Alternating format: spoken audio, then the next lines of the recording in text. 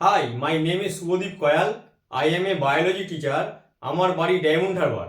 আমার YouTube channel লার্নিক, এই চ্যানেলে আইসিএসসি ক্লাস 10-এর একটা চ্যাপ্টার আজ আমি স্টার্ট করব।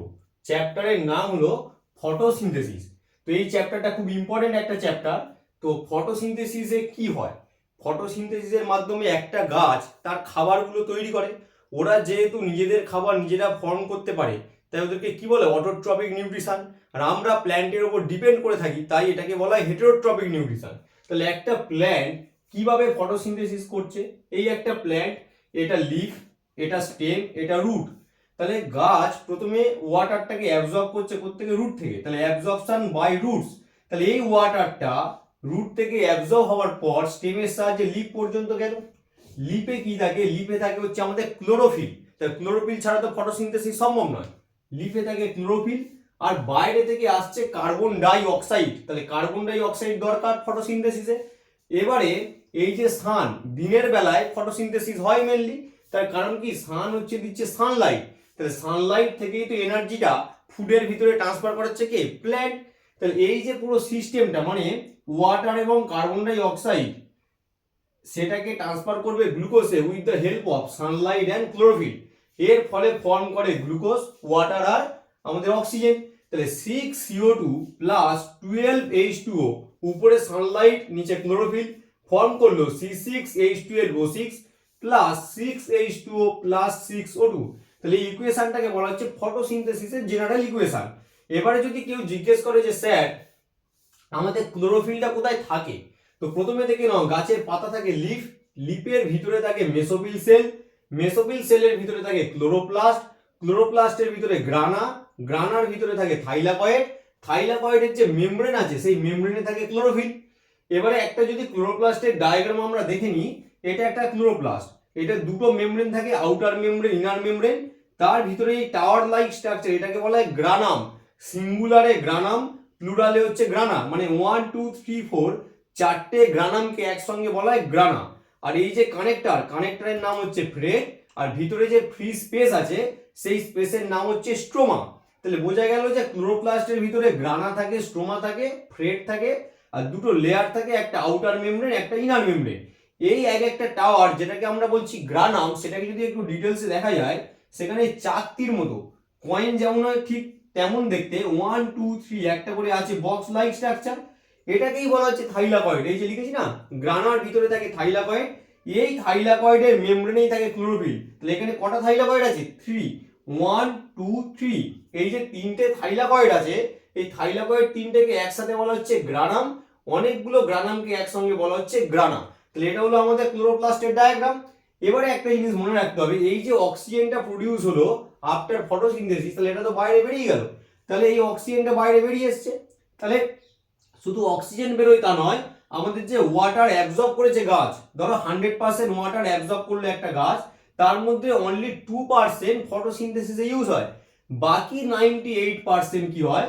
আমাদের ওয়াটার ভেপার হয়ে গাছের পাতার থেকে বাইরে বেরিয়ে আসে, সেটাকে বলা হয় ট্রান্সপিরেশন। ওর উপরে একটা চ্যাপ্টার আছে, আমরা ডিটেলসে দেখবো। তাহলে ওই যে ট্রান্সপিরেশন হলো, মানে আমাদের ওয়াটার ভেপারটা বেরিয়ে গেল বা অক্সিজেন বেরোচ্ছে, তাহলে কোথা থেকে বেরোচ্ছে? সেটা হচ্ছে আমাদের স্টোমাটা। এটার নাম কি? স্টোমাটা। যদি একটা স্টোমাটা স্ট্রাকচার দেখতে পাওয়া যায়, তাহলে এটা আর এটা একটা গার্ড সেল, গার্ড সেলের চারপাশে থাকে হচ্ছে আমাদের এপিডার্মাল সেল, গার্ড সেলের ভিতরে থাকে হচ্ছে এগুলো ক্লোরোপ্লাস্ট, আর এটা হচ্ছে নিউক্লিয়াস। তাই দুটো গার্ড সেলের মাঝখানে যে পোর লাইক স্ট্রাকচার, তাকে বলা হচ্ছে স্টোমা। এটাকে কি বলা হচ্ছে? স্টোমা। আবার অনেকগুলো স্টোমাকে একসাথে বলা হয় স্টোমাটা, ওই সিঙ্গুলার প্লুরালের ব্যাপার। তাহলে এটা আউটার ওয়াল যেটা থিন, এটা ইনার ওয়াল যেটা থিক, আর ভিতরে থাকে ক্লোরোপ্লাস্ট, একটা নিউক্লিয়াস, এটা হচ্ছে আমাদের এপিডার্মাল সেল। তাহলে আমরা এই স্লাইডে দেখলাম ক্লোরোপ্লাস্টের স্ট্রাকচার, একটা stomata structure, in general equation কিভাবে ফটোসিনথেসিস হয়, আর আমাদের ক্লোরোফিল এক্সাক্ট কোন জায়গায় থাকে। লিফের ভিতরে মেসোফিল সেল, তার ভিতরে ক্লোরোপ্লাস্ট, তার ভিতরে গ্রানা, গ্রানার ভিতরে থাকে থাইলাকয়েড, সেই থাইলাকয়েড মেমব্রেনের ভিতরে থাকে ক্লোরোফিল। তো এই স্লাইডটা তোমরা দেখে নাও, তারপরে আমরা ডিটেলসে এই চ্যাপ্টারটা দেখব।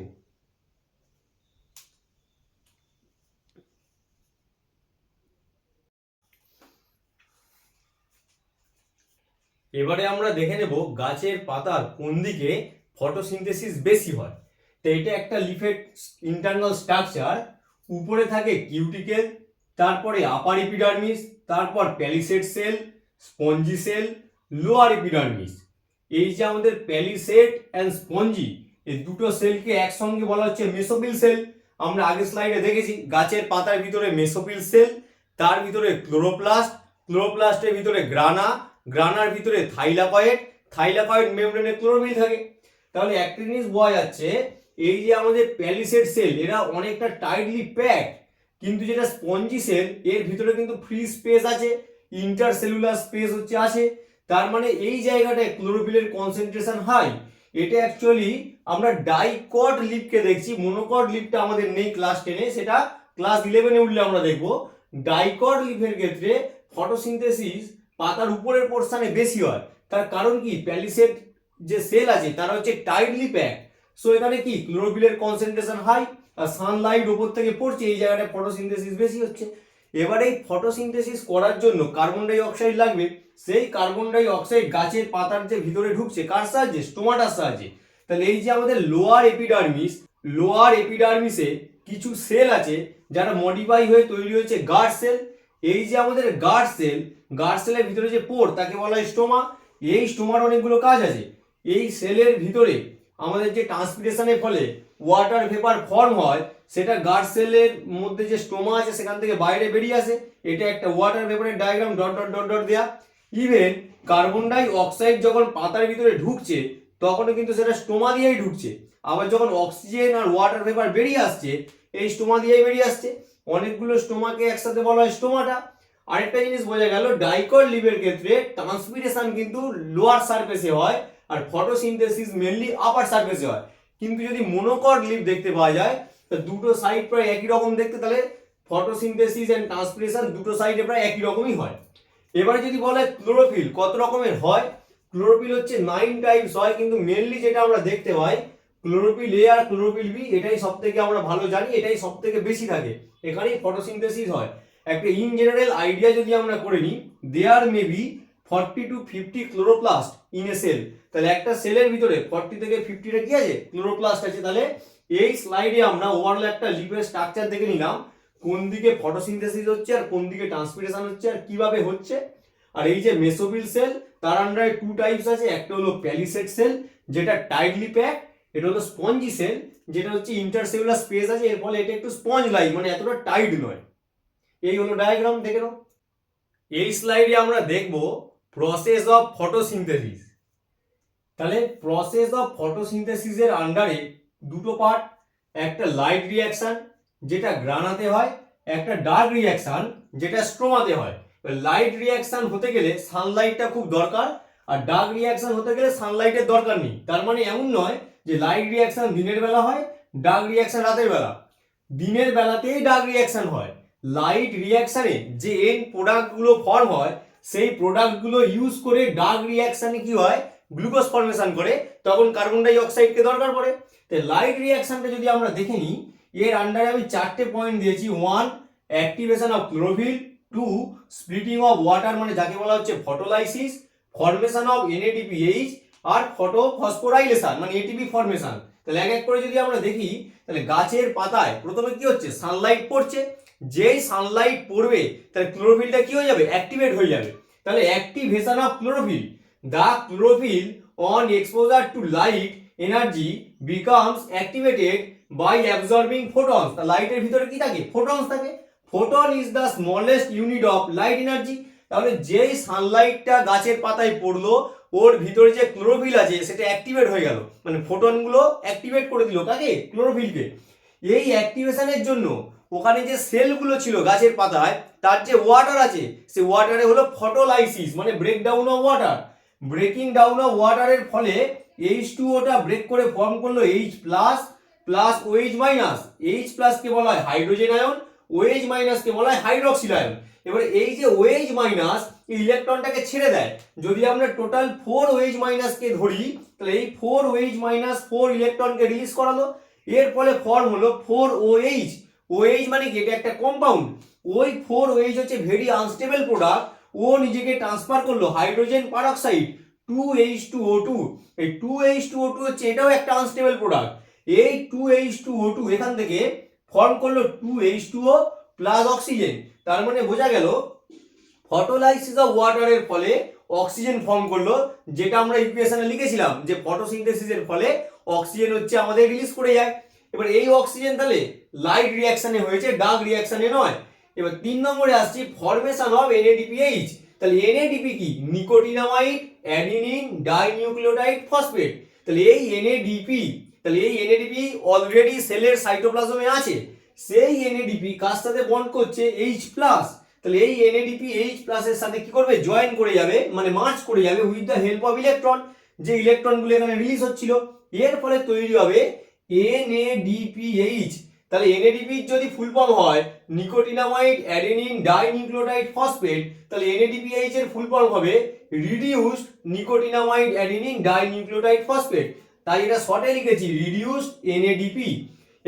এবারে দেখে নাও ফটোফসফোরাইলেশন মানে ATP ফর্মেশন। নর্মালি সেলের সাইটোপ্লাজমে অ্যাডিনোসিন ডাইফসফেট থাকে। আমরা গাছের গোড়ায় যে সার দিই সেখান থেকে প্ল্যান্ট কি করে? ফসফেট পেয়ে যায়। তাহলে ADP and inorganic phosphate, IP মানে inorganic phosphate, adenosine diphosphate inorganic ফসফেটের সাথে কি করছে? জয়েন করে যাচ্ছে, মানে এই দুটো যুক্ত হয়ে ফর্ম করছে অ্যাডিনোসিন ট্রাইফসফেট। ওই যে সানলাইট পড়েছে এই ফোটনের সাহায্যে করছে। এর ফলে ATP কে কি বলা হয়? Energy currency of a cell. তাহলে ফটোফসফোরাইলেশনে ATP ফর্ম করলো। তাহলে এই যে স্লাইডে আমরা দেখলাম লাইট রিঅ্যাকশনের আন্ডারে কি কি হয়। প্রথমে অ্যাক্টিভেশন অফ ক্লোরোফিল, তারপরে splitting of water. Splitting of ওয়াটারের ফলে যে OH মাইনাস ফর্ম করলো সেখান থেকে ইলেকট্রনটা বেরিয়ে গেলে H2O এন্ড অক্সিজেন তৈরি হয়। ওখানে যে হাইড্রোজেন ছিল সেই হাইড্রোজেনটা NADP এর সাথে লেগে গিয়ে তৈরি করে NADPH। এইটা ফরমেশনের সময় যে ইলেকট্রন দরকার হয় সেই ইলেকট্রনটা এখান থেকে সাপ্লাই হয়েছে। আর কি হয়েছে? অ্যাডিনোসিন ডাইফসফেট ইনঅর্গানিক ফসফেটের সাথে যুক্ত হয়ে ফর্ম করেছে অ্যাডিনোসিন ট্রাইফসফেট। তো এই চারটে রিঅ্যাকশনের ফলে যেগুলো ফর্ম হলো সেটাকেই বলা হচ্ছে end product of light reaction, ATP NADPH আর অক্সিজেন। এবারে এই অক্সিজেনটা বাতাসে রিলিজ করে গেল। আর ডার্ক রিঅ্যাকশনে ATP আর NADPH কার্বন ডাই অক্সাইডের সাথে রিঅ্যাক্ট করে তৈরি করবে গ্লুকোজ। তাহলে এই স্লাইডে তোমরা লাইট রিঅ্যাকশনটা দেখে নাও। এবারে আমরা দেখে নেব ফটোসিনথেসিসের ডার্ক রিঅ্যাকশন। তো লাইট রিঅ্যাকশনে কি ফর্ম হয়েছিল? ATP and NADPH। এবং এই রিঅ্যাকশনে কার্বন ডাই অক্সাইডকে ফিক্স করে ATP এবং NADPH মিলে ফর্ম করবে গ্লুকোজ। তাহলে আমাদের যে এই যে কার্বন ডাই অক্সাইড 6CO2, এই কার্বন ডাই অক্সাইডকে ফিক্স করে কে? RUBP ribulose 1,5 bisphosphate. তাহলে কার্বন ডাই অক্সাইড অ্যাকসেপ্টরের নাম হলো RUBP। একটা সিঙ্গেল RUBP এর আন্ডারে টোটাল কার্বন আছে 5। তাহলে এখানে কত লেখা হয়েছে? 6 RUBP। তার মানে টোটাল কার্বন আছে 6 × 5 = 30 কার্বন। তার মানে 6 RUBP এর কাছে কার্বন আছে 30 কার্বন। এবারে সে কি করছে? 6টা কার্বনকে ফিক্স করছে, মানে কার্বন ডাই অক্সাইড। তাহলে একটা কার্বন ডাই অক্সাইডে যদি একটা কার্বন থাকে তাহলে 6টা কার্বন ডাই অক্সাইডে 6টা কার্বন থাকবে। তাহলে এদিকে 30 কার্বন, এদিকে 6 কার্বন, টোটাল একসাথে যুক্ত হলে হচ্ছে কত? 36 কার্বন। এবারে এই RUBP আর কার্বন ডাই অক্সাইড সাথে এই রিঅ্যাকশনে হেল্প করছে কে? 6H2O। এবং এই পুরো রিঅ্যাকশনটাকে কন্ট্রোল করছে RUBISCO rubisco ribulose bisphosphate carboxylase oxygenase. Full form আমাদের লাগবে না, শুধু মনে রাখতে হবে 6 RUBP 6CO2 এর সাথে ফিক্স করে একটা প্রোডাক্ট তৈরি করতে চলেছে। সেই প্রোডাক্টে লাগবে 6H2O। আর যে এনজাইমটা এই রিঅ্যাকশনটাকে করাচ্ছে তার নাম হলো রুবিস্কো। এর ফলে ফর্ম হবে ফসফোগ্লিসারিক অ্যাসিড। তাহলে কটা ফসফোগ্লিসারিক অ্যাসিড ফর্ম হবে? এদিকে 30 এদিকে 6, টোটাল 36টা কার্বন আছে। একটা ফসফোগ্লিসারিক অ্যাসিডের কাছে কার্বন থাকে 3, তাই টোটাল ফর্ম হবে 12। তাই 12 × 3 = 36। তার মানে RUBP আর কার্বন ডাই অক্সাইড আর H2O সব মিলে ফর্ম করলো ফসফোগ্লিসারিক অ্যাসিড। এবার এই 12 ফসফোগ্লিসারিক অ্যাসিডের সাথে অ্যাড হচ্ছে অ্যাডিনোসিন ট্রাইফসফেট। 12 adenosine triphosphate. কেন 12? তার কারণ 12 ফসফোগ্লিসারিক অ্যাসিড। এই 12 অ্যাডিনোসিন ট্রাইফসফেট থেকে 12 ফসফেট এদেরকে দিতে হবে, আর এদিক থেকে 12 অ্যাডিনোসিন ডাইফসফেট বেরিয়ে যাবে। তখন ফর্ম হবে 12 BPG। BPG মানে হচ্ছে বিস ফসফোগ্লিসারেট। এক্ষেত্রে কিন্তু কার্বন নাম্বারটা সেম থাকবে। তাহলে একটার আন্ডারে 3টে কার্বন, টোটাল 12 আছে, তাই 12 × 3 36 কার্বন। এবারে এদের সাথে অ্যাড হবে nicotinamide adenine dinucleotide phosphate reduce কন্ডিশনে, যেটা লাইট রিঅ্যাকশনে ফর্ম হয়েছিল। 12 BPG আছে, তার সাথে অ্যাড হবে 12NADPH। তাহলে এর ফলে ফর্ম হলো 12G3P গ্লিসারলডিহাইড 3 ফসফেট। তার মানে এই জায়গাটায় আমাদের ফসফেট অ্যাড হলো, এই জায়গাটায় হাইড্রোজেন অ্যাড হলো, ধীরে ধীরে কি গ্লুকোজের দিকে এগোচ্ছে। 12G3P এর কাছেও কার্বন আছে কত, 12 ইন্টু 3 36। এবার এই যে 12G3P তৈরি হলো গ্লিসারলডিহাইড 3 ফসফেট, সেখান থেকে দুটো আলাদা হয়ে গেল 2G3P। এবারে একটা G3P এর কাছে কার্বন থাকে 3, তাই দুটোর কাছে কত থাকবে 6। তাই এই যে 6 কার্বন, এটাই পরবর্তীকালে বিভিন্ন ইন্টারনাল রিঅ্যাকশন করে ফর্ম করবে গ্লুকোজ C6H12O6। এটা কিন্তু ডিরেক্ট নয়, G3P থেকে ডিরেক্ট কিন্তু গ্লুকোজ ফর্ম করে না। আমাদের সিলেবাস অনুযায়ী এইটুকু জানলেই হবে যে G3P যদি দুটো থাকে সেখান থেকে ফর্ম করবে একটা গ্লুকোজ। তাহলে হাতে কটা আছে 10G3P, মানে কি টোটাল 30 কার্বন। গ্লিসারলডিহাইড 3 ফসফেটের কাছে টোটাল 30 কার্বন আছে, যেহেতু এটা 10 ইউনিটে আছে। এরা আবার ইন্টারনাল রিঅ্যাকশন করে ফর্ম করবে RUMP রাইবিউলোজ মোনোফসফেট। তাহলে একটার কাছে যদি কার্বন থাকে 5, তাহলে টোটাল কটা ফর্ম করতে হবে 6টা, তার কারণ কার্বন আছে 30। তাহলে 6 ইন্টু 5 ইকুয়াল টু 30 কার্বন। কিন্তু আমার তো দরকার RUBB রাইবিউলোজ 1,5 বিসফসফেট, তাহলে সেটাকে আবার ফিরিয়ে আনতে হবে, না হলে কি হবে ফার্দার আবার নতুন করে কার্বন ডাই অক্সাইডকে ফিক্সেশন করা যাবে না। তখন আমাদের কি হলো 6 RUBP ফর্ম করতে গেলে প্রত্যেকটা RUMP কে একটা করে এটিপি দিতে হবে, এবং সেই এটিপি থেকে একটা করে ফসফেট নেবে, অ্যাডিনোসিন ডাইফসফেটকে সে রিলিজ করে দেবে। তাহলে এখানে আমি লিখেছি 6 RUMP প্রত্যেকে একটা করে এটিপি পাচ্ছে, মানে কি 6 এটিপি। সেখান থেকে এরা একটা করে ফসফেট নিল, ছিল RUMP রাইবিউলোজ মোনোফসফেট, সেখান থেকে ফর্ম হলো রাইবিউলোজ বিসফসফেট। তার মানে এর আন্ডারে দুটো করে ফসফেট আছে, এদিকে 6 ADP অ্যাডিনোসিন ডাইফসফেট বেরিয়ে গেল, আবার আমরা পেয়ে গেলাম রাইবিউলোজ বিসফসফেট মানে 1,5 বিসফসফেট। এই 6 RUBP আন্ডারে আছে টোটাল 30 কার্বন। ফের সে কি করবে 6টা কার্বন ডাই অক্সাইডকে ফিক্স করাবে ওয়াটার আর রুবিস্কো এনজাইমের সাহায্যে, আবার তৈরি করবে ফসফোগ্লিসারিক অ্যাসিড, সেখান থেকে বিসফসফোগ্লিসারেট গ্লিসারলডিহাইড 3 ফসফেট, সেখান থেকে দুটো বেরিয়ে গেলে সেখান থেকে ফর্ম করবে গ্লুকোজ। বাকি যে 10টা থেকে যাচ্ছে সেটা আবার নিজেরা ইন্টারনাল রিঅ্যাকশন করে RUMP, সেখান থেকে RUBP। তাহলে এই রিঅ্যাকশনে বোঝা গেল একটা গ্লুকোজ ফর্ম করতে গেলে টোটাল NADPH ইউজ হয়েছে 12। আর যদি জিজ্ঞেস করে এটিপি কটা খরচ হলো, এখানটায় এটিপি খরচ হয়েছে 12, কিন্তু RUBP কে তো আবার রিকনস্ট্রাক্ট করতে হবে, কি ফিরিয়ে আনতে হবে, তখন খরচ হয়েছে 6টা। তবে টোটাল 18টা এটিপি খরচ হয়। এর ফলে আমাদের একটা সিঙ্গেল গ্লুকোজ ফর্ম হয়। ICSE তে এতটাও ডিটেলে দেয়া নেই, কিন্তু আমাদের এই পর্যন্ত না জানলে আমরা ডার্ক রিঅ্যাকশন সম্পর্কে বুঝতে পারবো না। এটার নাম হলো কেলভিন সাইকেল, এবং এর যে ফার্স্ট কার্বন কম্পাউন্ড সেটা হচ্ছে ফসফোগ্লিসারিক অ্যাসিড, যার আন্ডারে আছে 3টে কার্বন, তাই কেলভিন সাইকেলের আরেকটা নাম হলো C3 সাইকেল। তাহলে এই পর্যন্ত তোমরা দেখে নাও, আমাদের লাইট রিঅ্যাকশন আগের স্লাইডে হয়েছে, এটা হলো আমাদের ডার্ক রিঅ্যাকশন। আর এদের যে ফুল ফর্ম গুলো আমি বললাম সেটা এখানে লেখা আছে RUBP ribulose 1,5 bisphosphate, RUMP ribulose monophosphate, PGA phosphoglyceric acid, BPG bisphosphoglycerate, G3P glyceraldehyde 3 phosphate. এই পর্যন্ত দেখো, আর নেক্সট স্লাইডে আমরা আরো ডিটেইলসে দেখে নেব। এবারে আমরা দেখে নেব অ্যাডাপ্টেশন ইন লিভস।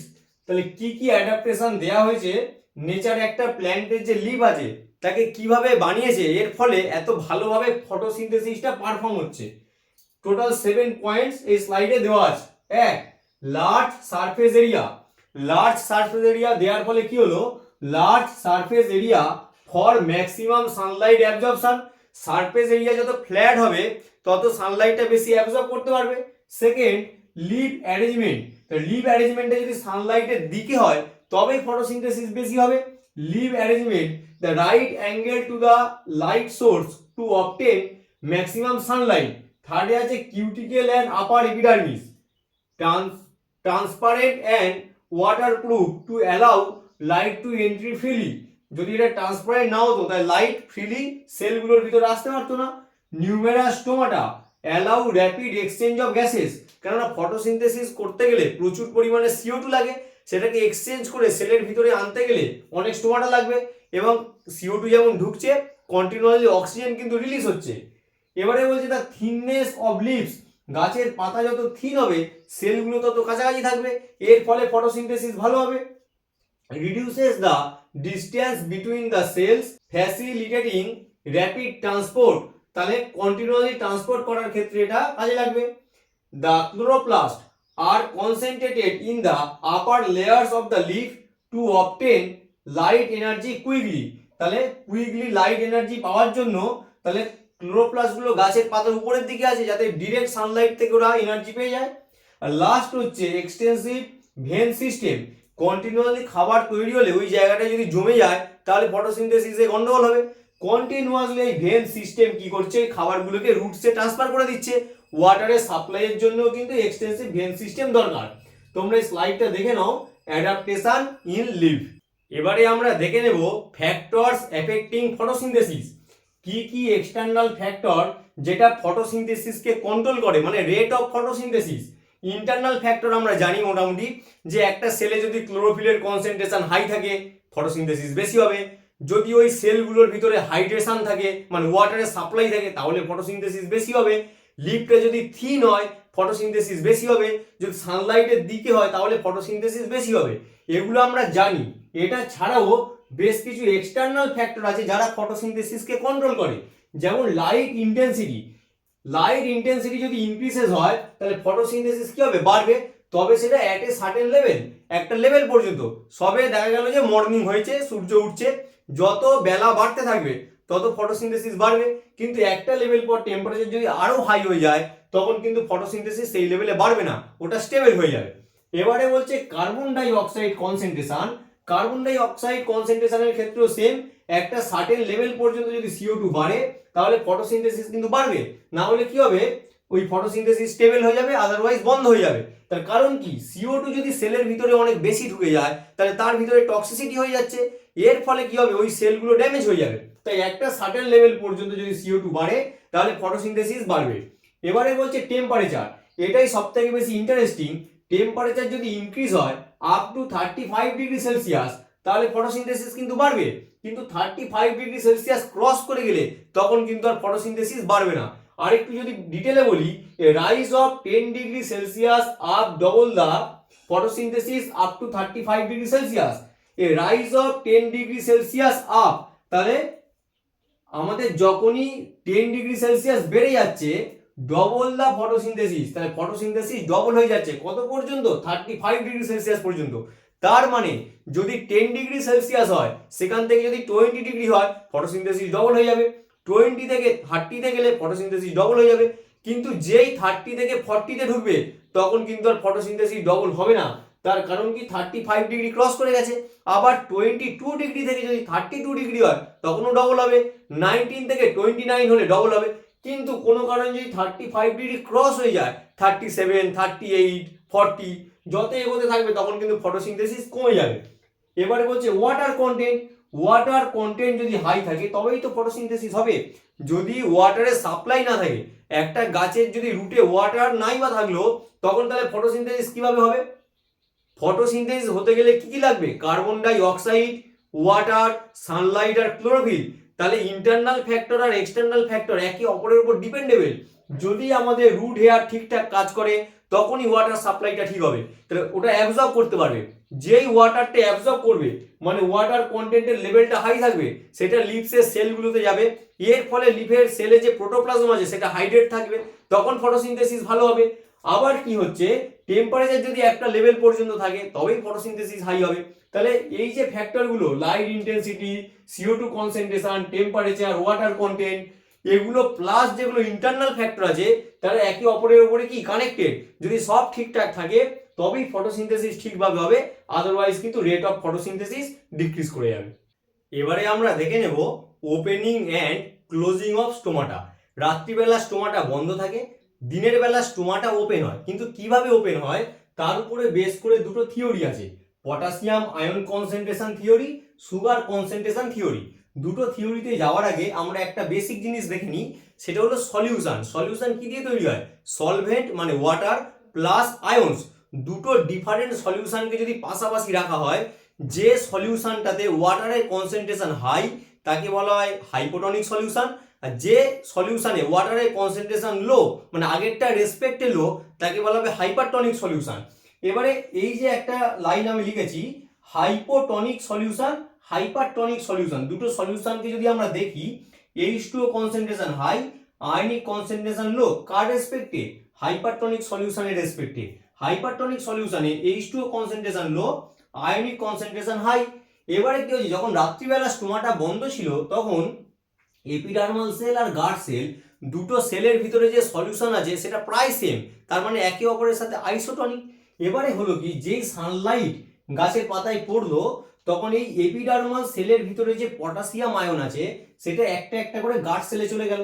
তাহলে যখনই আমাদের এপিডার্মাল সেলের সলিউশন থেকে আয়নগুলো কমে যাচ্ছে, তার মানে এপিডার্মাল সেলের ভিতরের যে সলিউশনটা হয়ে গেল হাইপোটনিক, আর আয়নসগুলো গার্ড সেলে যাওয়ার ফলে গার্ড সেলটা হয়ে গেল হাইপারটনিক।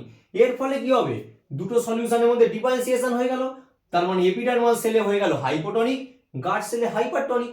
তখন এই এপিডার্মাল সেল থেকে ওয়াটারগুলো ঢুকে গেল গার্ড সেলে, তখন গার্ড সেলে কন্টিনিউয়াসলি ওয়াটার যাওয়ার জন্য এই গার্ড সেলটা ফুলে উঠলো, তখন এই স্টোমাটাটা ওপেন হয়ে গেল, গার্ড সেলের ভিতরে ওয়াটার কনসেন্ট্রেশন হাই, তার মানে এটা টার্জিড হয়ে গেল। তাহলে এই যে টার্জিড হয়ে গেল তাহলে স্টোমাটাটা ওপেন থাকলো। এটা কেন টার্জিড হলো, এর যে আমাদের ইনার ওয়ালটা সেটা হচ্ছে থিক, আউটার ওয়ালটা থিন, এর ফলে এই পোর্শনটা খুব বেশি ওপেন হতে পারে, কিন্তু এই দিকটা ফুলে গেছে, এর ফলে এখানে যে পোর লাইক স্ট্রাকচার ফর্ম করলো এটাই তো অ্যাকচুয়ালি স্টোমাটা। তাহলে এটা ছিল ক্লোজ, এটা হলো ওপেন। সেম জিনিস আমরা দেখতে পাই সুগার কনসেন্ট্রেশন থিওরিতে, একটু আলাদা, সেটা হলো যে সানলাইট পড়বে গার্ড সেলের ভিতরে যে ক্লোরোপ্লাস্ট আছে সেই ক্লোরোপ্লাস্টটা ফটোসিনথেসিস স্টার্ট করবে। ফটোসিনথেসিস স্টার্ট করা মানে গ্লুকোজ ফর্মেশন হবে, ওটাও তো ওয়ান টাইপ অফ আয়নসের মতো। তার মানে গার্ড সেলের ভিতরে যে সলিউশন আছে গ্লুকোজের কনসেন্ট্রেশন হাই হওয়ার সাথে সাথে এটা হয়ে গেল হাইপারটনিক।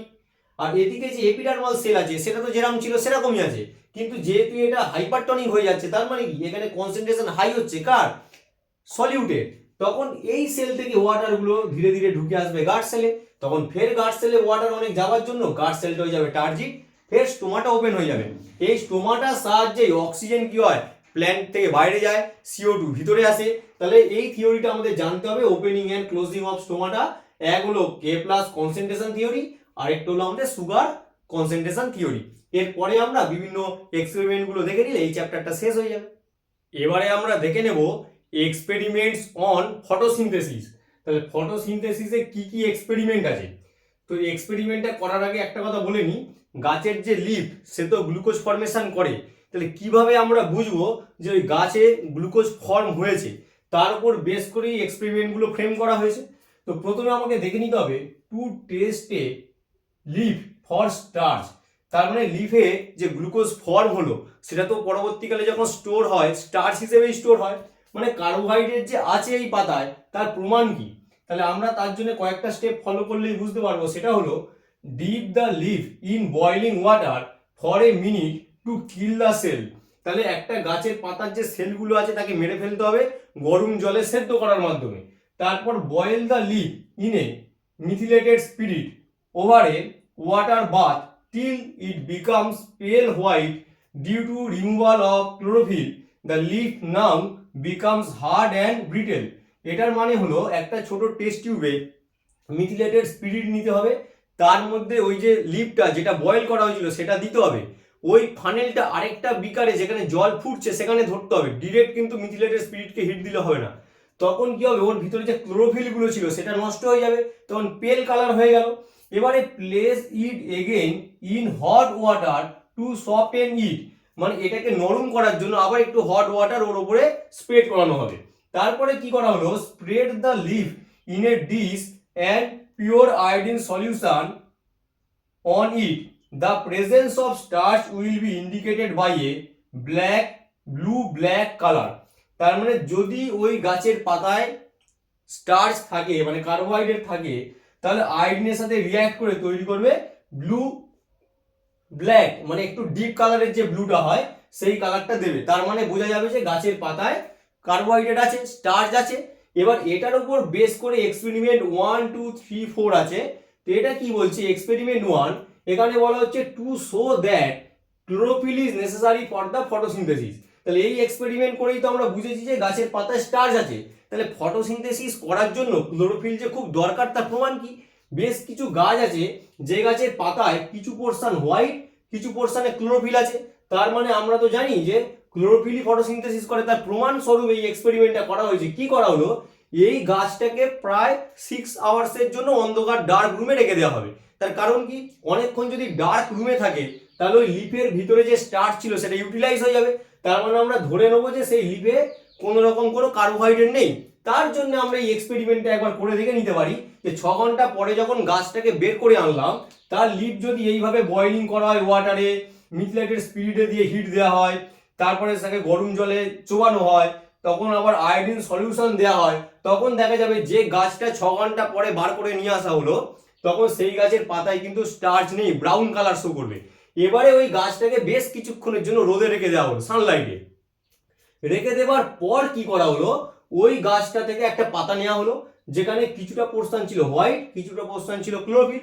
সেম এই প্রসেসগুলো একটার পর একটা করতে হবে, 1 2 3 4 করার পরে দেখা যাবে যে জায়গায় ক্লোরোফিল ছিল সেটাই ব্লু ব্ল্যাক হয়েছে, কিন্তু যে জায়গাটা হোয়াইট ছিল সেটা কিন্তু ব্রাউন হয়ে আছে। তার মানে কি, যেখানে ক্লোরোফিল নেই সেখানে ফটোসিনথেসিস হয়নি, এর ফলে কার্বোহাইড্রেট ফর্ম করেনি।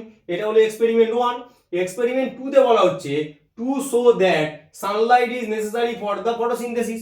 একই সিস্টেম, একটা গাছকে নেওয়া হলো, তাকে ডিসচার্জ করার জন্য গাছের পাতায় সমস্ত স্টার্চগুলোকে ইউজ করে নেবার জন্য অন্ধকার ঘরে রেখে দেওয়া হবে। তারপরে সেই অন্ধকার ঘর থেকে গাছটাকে বের করা হবে।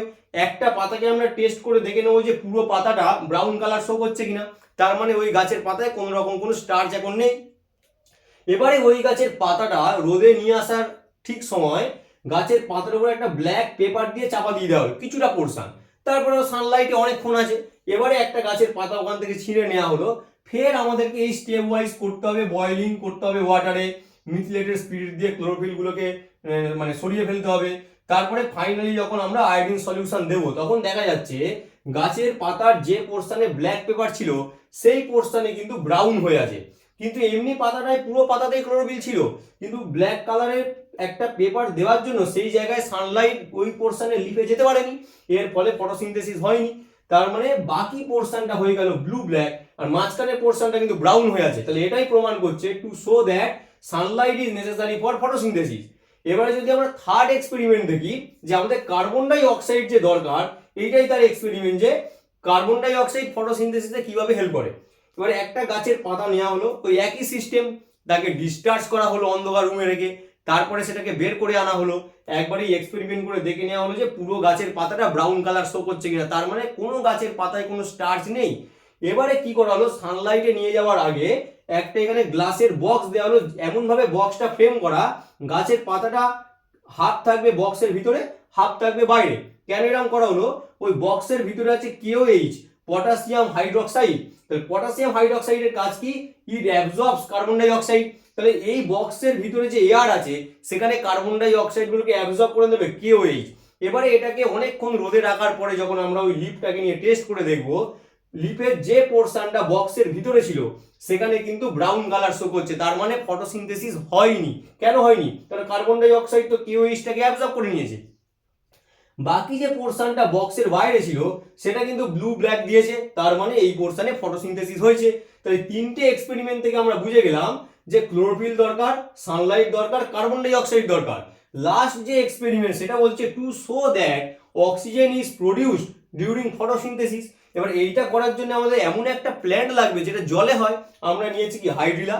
তাহলে একটা ফানেলের ভিতরে হাইড্রিলাকে রেখে বিকারটাকে পুরো জল দিয়ে ভরে দেওয়া হয়েছে, এবং তখন দেখা যাচ্ছে এখান থেকে বাবেলস এর মতো কিছু একটা জিনিস উঠে এইখানটায় জমা হচ্ছে। তো সেটা যে অক্সিজেন বুঝবো কি করে, তারপর দেখা গেল এইখানটায় যদি আমরা আগুন ধরি তখন সেটা জ্বলে যাচ্ছে, তার মানে অক্সিজেনই কিন্তু ফর্ম করেছে। তো এই এক্সপেরিমেন্টটা প্রমাণ করছে to show that oxygen is produce during photosynthesis. এই এক্সপেরিমেন্টগুলো থেকে picture study base question ICSE class 10 এর ফাইনালে অনেকবার এসেছে, ইভেন প্রিভিয়াস ইয়ার দেখলেই দেখা যায় যে এগুলো খুব ইম্পর্টেন্ট একটা এক্সপেরিমেন্ট। এক্সপেরিমেন্টগুলো সোজা, কিন্তু কি হয় একটু জেনে রাখতে হবে। প্লাস এইখান থেকে জিজ্ঞেস করে যে what is the function of methylated spirit, কেন বয়েলিং করা হলো, আয়োডিন কি কারণে ইউজ করা হচ্ছে, তার জন্য আমাদের এই পোর্শনটা মুখস্থ করে নিলে হয়ে যাবে। তোমরা দেখে নাও, নেক্সট স্লাইডে আমরা অন্য টপিকটা ডিসকাস করে নেব। এবারে আমরা দেখে নেব food chain and food web.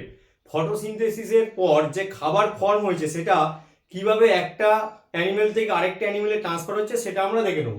আমাদের আর্থে যারা প্ল্যান্ট তারাই একমাত্র অটোট্রপস, তারা নিজের খাবার নিজেরা ফর্ম করতে পারে, কিন্তু আমরা যারা হেটেরোট্রপস আমরা কিন্তু একে অপরের উপর ডিপেন্ডেবল। আমরা প্রত্যেকেই কার উপর ডিপেন্ডেবল, সেটা হচ্ছে ডিরেক্টলি অর ইনডিরেক্টলি প্ল্যান্টের উপর। সেই কারণে দুটো টপিক আছে, একটা হলো ফুড চেন, একটা হলো ফুড ওয়েভ। তো এক একটা ফুড চেন আমরা দেখি, কর্নকে খেলো র্যাটকে খেলো স্নেককে খেলো হক। তারপরে এটা হচ্ছে প্রডিউসার, একে খেয়ে এনার্জি পেয়েছে র্যাটকে খেয়ে এনার্জি পেয়েছে স্নেক মেবি র্যাটকে খেয়েছে, কিন্তু স্নেক ডিপেন্ড করলো কার উপর? কর্নের উপরে। ঠিক তেমনি হক খেয়েছে স্নেককে, কিন্তু সে এনার্জিটা তো র্যাট থেকে স্নেকে গেল। তো একটার সাথে আরেকটা কানেক্টেড। এবারে সেকেন্ডটা যদি দেখে নি, গ্রাসকে খেলো র্যাবিটকে খেলো টাইগার। আরেকটা যদি দেখে নি একটু বড় চেন, সেটা হলো গ্রাসকে খেলো ইনসেক্ট মানে গ্রাসওভার, ইনসেক্টকে খেলো ফ্রগকে খেলো স্নেককে খেলো পিকক। এইভাবে কি হচ্ছে এনার্জিটা, এ তো আমাদের ফটো মানে যারা গ্রাস তার মানে তারা ফটোসিনথেসিস করতে পারে, তারপরে সে খাবার ফর্ম করেছে, সেই এনার্জিটা ট্রান্সফার করলো ইনসেক্টের, তার কারণ ইনসেক্ট ডিরেক্ট গাছকে খেয়েছে। এবারে ফ্রগ কি করেছে? ইনসেক্টটাকে খেয়ে এনার্জিটা পেয়েছে, তাহলে স্নেক ফ্রগকে খেয়েছে আর ফাইনালি পিকক স্নেককে খেয়েছে। তাহলে এইভাবে কি হচ্ছে একটা চেন থেকে আরেকটা চেন এইভাবে এগোচ্ছে। তাহলে এটা হলো ফুড চেন। কিন্তু নেচারে যদি দেখতে পাওয়া যায় ফুড চেনের কোনো এক্সিস্টেন্স নেই, তার কারণ এরকম কোনো ব্যাপার নেই গ্রাসকে শুধুমাত্র র্যাবিট খাবে, গ্রাসকে তো ইনসেক্টও খেতে পারে, গ্রাসকে র্যাট খেতে পারে। তাই ফুড চেনটা আমরা পড়ি একটাই কারণে যে কিভাবে এনার্জিটা একটা লেভেল থেকে আরেকটা ট্রপিক লেভেলে ট্রান্সফার হলো, কিন্তু অ্যাকচুয়ালি যেটা এক্সিস্টেন্স করছে সেটা হলো ফুড ওয়েভ। সেটা কি জিনিস? গ্রাসকে গ্রাসওভার খেলো, র্যাবিট খেলো র্যাট খেলো, সেই র্যাবিটকে আবার খেলো হক, এদিকে র্যাটকে খেয়েছে স্নেককে খেয়েছে হক, এদিকে গ্রাসওভারকে খেয়েছে গ্রাসওভারকে ডিরেক্ট খেয়েছে হক, যেহেতু পাখি এতে ইনসেক্ট ধরে খায়। তাহলে এর থেকে বোঝা গেল ফুড ওয়েভ হলো interconnected between different types of food chain. তারপরে একটা ফুড চেনের সাথে আরেকটা ফুড চেন যেভাবে একটার সাথে আরেকটা লিঙ্ক হয়ে আছে তাকেই বলা হচ্ছে ফুড ওয়েভ। এবারে আমরা যদি এটাকে একটা পিরামিডের আকারে দেখে নিই, তাহলে বুঝতে পারবো যত ওপরের দিকে উঠছে ট্রপিক লেভেল যত হাই লেভেলে যাচ্ছে তত কি সে এনার্জি কম পাচ্ছে। যেমন হচ্ছে গ্রাসকে বলা হচ্ছে ফার্স্ট ট্রপিক লেভেল, ইনসেক্টকে বলা হচ্ছে সেকেন্ড ট্রপিক লেভেল, ফ্রগকে বলা হচ্ছে থার্ড ট্রপিক লেভেল, স্নেককে বলা হচ্ছে ফোর্থ ট্রপিক লেভেল, হককে বলা হচ্ছে ফিফথ ট্রপিক লেভেল। তার মানে একটা ট্রপিক লেভেল থেকে যত উপরের দিকে যাচ্ছে ধীরে ধীরে সংখ্যাটাও কমে যাচ্ছে। প্রচুর গ্রাস থাকে, তাকে খাওয়ার জন্য ইনসেক্ট থাকে, ইনসেক্টকে খাওয়ার জন্য ফ্রগ থাকে, ফ্রগকে খাওয়ার জন্য স্নেক থাকে, স্নেককে খাওয়ার জন্য হক থাকে। যদি প্রচুর পরিমাণে হক থাকতো তাহলে তো সব ইনসেক্ট তো দুদিনে শেষ হয়ে যেত, বা স্নেক দুদিনে শেষ হয়ে যেত। যদি প্রচুর পরিমাণে স্নেক থাকতো, যদি সেটার পরিমাণ ফ্রগের থেকে বেশি হতো, তাহলে হাফ স্নেক তো না খেয়ে মারা যেত। যদি অনেক ইনসেক্ট থাকতো গ্রাসের রেসপেক্টে, তাহলে তো হাফ ইনসেক্ট মারা যেত। সেই কারণে যে খাবার ফর্ম করছে তার পরিমাণ অনেক হিউজ পরিমাণ, তাকে খাবার জন্য যে আছে ইনসেক্ট তার পরিমাণ কিছুটা কম, ইনসেক্টকে খাওয়ার জন্য ফ্রগ তার পরিমাণ আরো কম, ফ্রগকে খাওয়ার জন্য স্নেক তার পরিমাণ আরো কম, স্নেককে খাওয়ার জন্য হক তার পরিমাণ আরো কম। তো এগুলো হচ্ছে ট্রপিক লেভেল। যদি আমরা রাইট সাইডটা দেখে নিই, এটাকে লিখেছি প্রডিউসার, মানে গাছ বা গ্রাস এরা কি ফটোসিনথেসিস পারফর্ম করতে পারে, তাকে ফার্স্ট টাইম যে খেলো তাকে বলা হয় প্রাইমারি কনজিউমার, একে আমরা হার্বিভোরসও বলি। যারা গাছপাতা খেয়ে বড় হচ্ছে তাদেরকে বলে হার্বিভোরস। এবারে ইনসেক্টকে খেলো ফ্রগ, এটাকে বলা হয় সেকেন্ডারি কনজিউমার। তখন এটা হয়ে যাবে first carnivore, secondary consumer but first carnivore, সে একটা ইনসেক্টকে খেয়েছে।